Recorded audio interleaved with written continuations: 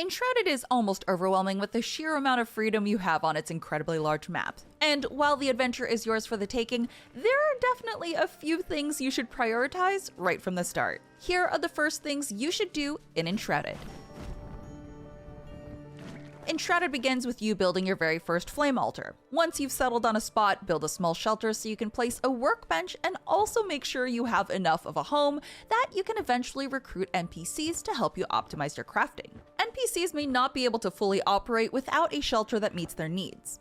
For example, the blacksmith requires shop space and a workbench in your base before he can properly craft more items for you. Luckily, there will be plenty of trees nearby to chop down, so you should have all the wood blocks you require to get yourself started.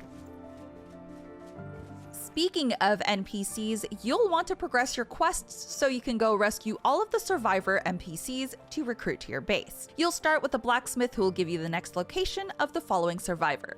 Again, you must have a decent base built out so each of your NPCs has place to work. The recruitable NPCs are the blacksmith, alchemist, carpenter, hunter, and farmer. Each of them will provide you with ways to upgrade your weapons, gear, storage space, and loads of other helpful items. Some crafting recipes can only be unlocked by rescuing survivors and doing quests for them, so find them as soon as possible.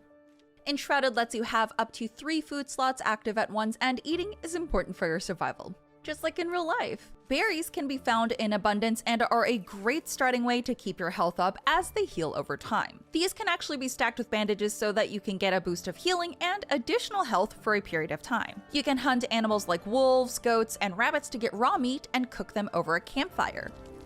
Cooked meat will boost your max health for a long amount of time. Just be careful, because if you eat uncooked meat, you'll get food poisoning. Foods like corn or mushrooms will give you different benefits if you eat them raw or cooked. For example, the grilled red mushroom will give you a bonus +2 to intelligence for 20 minutes, while the raw red mushroom will give you +1 to intelligence for a quarter of what a cooked mushroom would give you. So there's no real reason to not just cook your food.